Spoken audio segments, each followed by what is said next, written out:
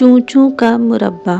میرے گھر کو لیجئے، اس وقت میرے گھر میں 4 یونٹ بس رہے ہیں۔ میں اور میری بیوی، 2 بوڑھے ہیں۔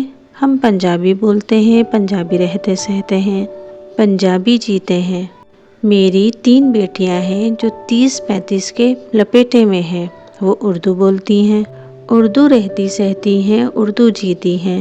میرا ایک بیٹا ہے جو 50 کے لگ بھگ ہوگا۔ اس کی شخصیت میں انگریز اور اللہ گڑمڑ ہو رہے ہیں۔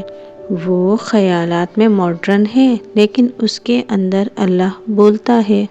جب وہ سائنس کی بات کرتا ہے تو لگتا ہے جیسے سائنس ہی وہ راستہ ہے جو ہمیں منزل تک پہنچا سکتا ہے۔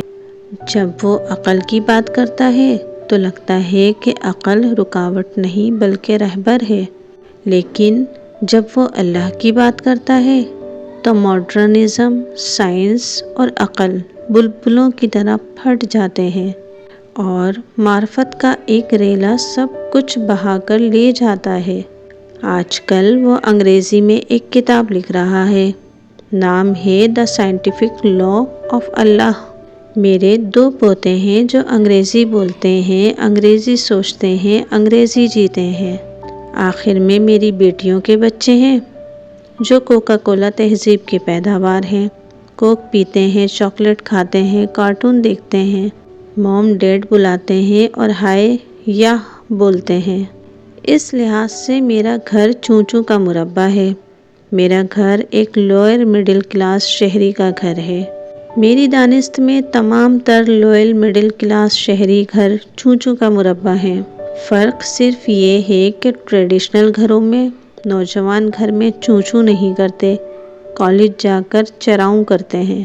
گھر میں منقار زیر لب رکھتے ہیں، یوں نوجوانوں کی زندگیاں دور ہو جاتی ہیں۔ میرے گھر میں کوئی ہیڈ آف دی فیملی نہیں، ساس نہیں، بہو نہیں، جوائنٹ فیملی کی کوئی روایت نہیں۔ میرے پوتے او لیول اور اے لیول کے طالب علم ہیں۔ وہ مجھ سے زیادہ دیکھتے ہیں، زیادہ سنتے ہیں۔ ان کی ذہانت مجھ سے کم از کم 4 گنا تیز ہے۔ ان کی معلومات مجھ سے 10 گنا وسیع ہے۔ سڑک پہ موٹر گزرے تو وہ توجہ دیے بغیر اپنے کمرے میں بیٹھے بیٹھے کہیں گے، ابو یہ گاڑی جو ابھی ابھی سڑک سے گزری ہے فلاں میک کی تھی، لیکن اس گاڑی کا فلاں پرزہ ڈھیلا ہے، ٹھیک سے کام نہیں کر رہا۔ اگر گاڑی والے نے توجہ نہ دی تو کسی روز ٹھا ہو جائے گا۔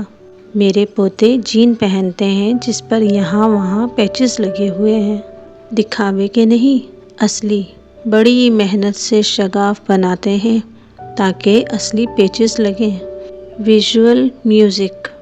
میرے پوتے پرنٹڈ شرٹس پہنتے ہیں، وہ موسیقی کے شوقین ہیں، ڈسک کینٹینا سنتے ہیں، آڈیو میں دلچسپی نہیں، ویژول میوزک سنتے ہیں، تال پر ٹانگیں جھلاتے ہیں، الیکٹرک گٹار بجاتے ہیں، سر کے قابل نہیں، بس تال ہو، ایسی ہو کہ وجدان کے بجائے ہسٹیریا پیدا کرے۔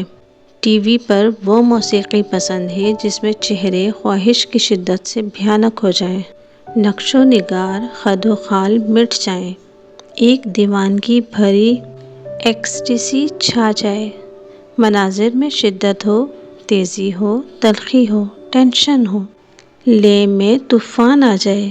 میں اپنے گھر کی نئی نسل کا مداح ہوں، لیکن جب موسیقی کا مرحلہ آیا تو میں اسے برداشت نہ کر سکا۔ میرے اندر کا بڑا یوں باہر نکلا جیسے لوٹے سے جن باہر نکلتا ہے۔ صاحبو، میں اس دور کا فرد ہوں جب موسیقی زخم پر مرہم کا کام کرتی تھی، کراہتوں کو تھپک تھپک کر سلا دیتی تھی۔ جب موسیقی دیکھنے کی نہیں سننے کی چیز تھی، جب سر مہارانی تھی، تال باندھی تھی، مسٹر سیدھی دل پر اثر کرتی تھی، جو دکھ، درد، رومان، برہا اور وجدان کے جذبات ابھارتی تھی۔ اس کے برعکس تال صرف ٹانگیں جھلاتی ہے، ہسٹیرک مستی پیدا کرتی ہے، ایک ایسی دیوانگی جو ملاپ پر منتج ہوتی ہے۔ یہ ملاپ جذباتی نہیں ہوتا، روحانی نہیں ہوتا، صرف جسمی، جنسی، برہنگی۔ یہ ٹانگیں جھلانے کی رسم بنی نوع انسان کو بڑی مہنگی پڑے گی، بالکل ایسے جیسے یورپی عورتوں کی برہنگی مہنگی پڑ رہی ہے۔ سوچئے یورپی مرد کیا ہوتا جا رہا ہے۔ میرے ایک دوست کو چند ماہ کے لیے امریکہ جانا پڑا۔ جب وہ واپس آیا تو مجھ سے کہنے لگا، یار مفتی میں تو مارا گیا۔ میں نے پوچھا کیا ہوا؟ بولا میرے ہتھ پلے کچھ نہیں رہا۔ کہنے لگا نیا نیا وہاں گیا تو بیچ پر برہنہ عورتوں کو دیکھ کر میری تو آنکھیں پھٹ گئیں، پاگل ہو گیا۔ روز بیچ پر جاتا، ٹہلتا رہتا، آنکھیں پھاڑ پھاڑ کر دیکھتا رہتا۔ اب یہ حال ہے کہ تحریک نہیں ہوتی، میں اب کیا کروں؟ صاحبو، ہمارے عالم دین خواہ مخواہ فحاشی اور برہنگی کو دینی مسئلہ بنائے بیٹھے ہیں۔ یہ تو خالص فزیولوجیکل مسئلہ ہے، جس چیز کو آپ بار بار دیکھیں گے وہ اپنی کشش کھو دے گی، اتنی عام نظر آنے لگے گی کہ تحریک پیدا نہیں کر سکے گی۔ پہلے دن جب میں اسلام آباد آیا تو اس شہر کا حسن دیکھ کر حیرت زدہ ہو گیا۔ اتنا حسن مجھ سے سہا نہیں جا رہا تھا۔ میں نے سوچا یا اللہ، میں اس شہر میں کیسے رہ سکوں گا؟ آج یہ صورت ہے کہ مجھے اسلام آباد کا حسن نظر نہیں آتا، اس کے عقلی اسپاٹس کو دیکھ کر تکلیف ہوتی ہے۔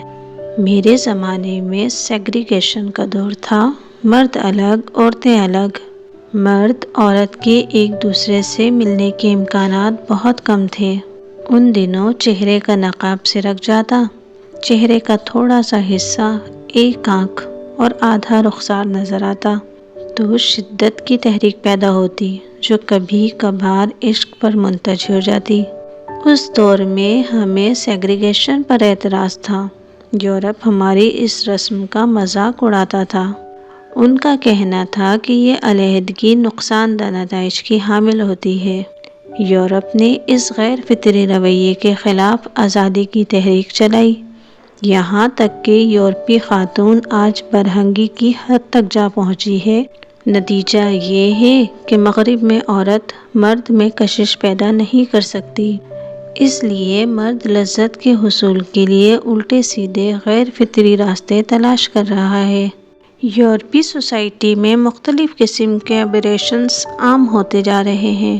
ان غیر فطری رویوں کو قانونی جواز حاصل ہو چکا ہے۔